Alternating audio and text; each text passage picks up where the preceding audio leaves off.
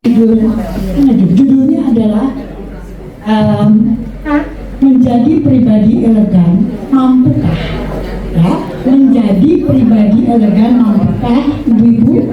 Sengaja saya memilih judul ini, ibu-ibu, bukan berarti saya sini sudah cukup elegan, tidak sama sekali.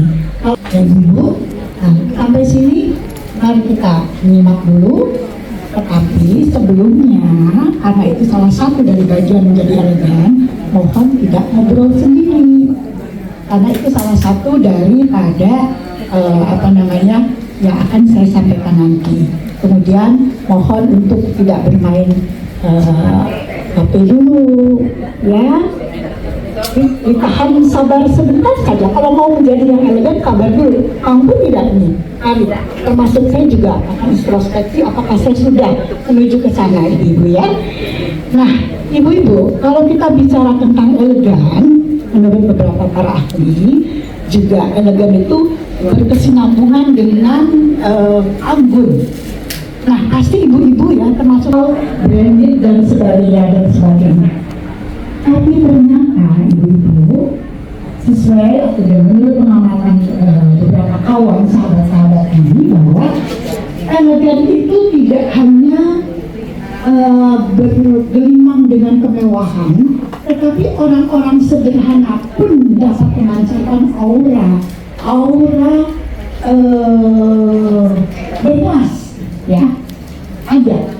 Sudah banyak buktinya ibu ya, sudah banyak buktinya. Tetapi tentunya ada beberapa poin yang harus menuju ke sana, ibu ya. Apa itu yang dinamakan keanggunan berkelas, kemudian kehidupan yang berkelas, tetapi perlu juga dengan pribadi dan tutur kata yang berkelas. Ya, ibu mengerti? Betul tidak? Jadi tidak usah takut bahwa ibu itu akan kehilangan pamor, akan kehilangan mama dengan ada orang yang diberikan ruang oleh ibu.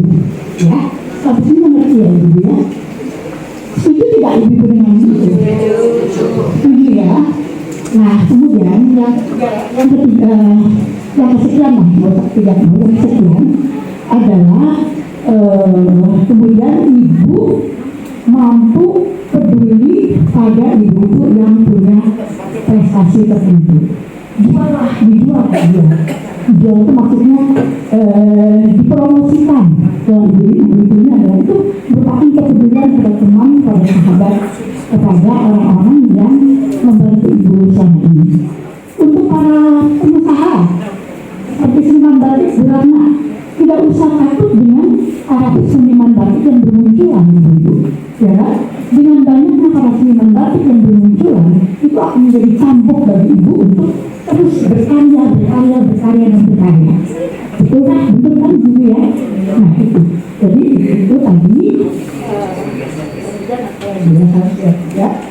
Kemudian, sopan santun, etika, menghargai orang lain dalam sebuah kesempatan atau event-event yang ibu temui. Satu contoh, misalnya ya, ibu menghadiri suatu acara, dan gantilah katakanlah ibu ya.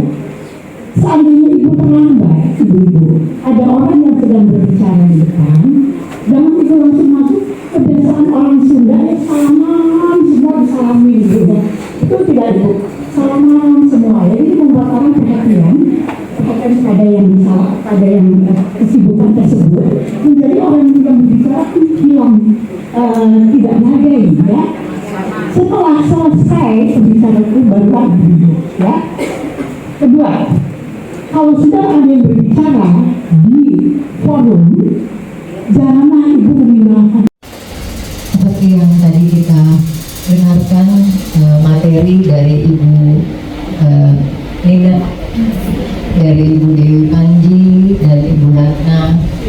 Saya di sini juga sebagai seorang perempuan merasa hari ini saya menambah ilmu, karena perempuan tidak boleh bosan untuk menambah ilmu setiap hari. Walaupun saya sebagai istri wali kota, bukan berarti saya tahu semuanya, ya. saya tiap hari terus belajar dan bertanya, belajar dan bertanya. Kalau kita tidak mengerti, kita bertanya, nggak usah takut. Oh, kalau kita bertanya pun, besok saya masih jadi ibu wali kota, bener nggak Bu Ibu? Jadi jangan merasa kalau kita ada di posisi yang tinggi kita maha tahu gitu. Jadi kalaupun kita tahu, kita harus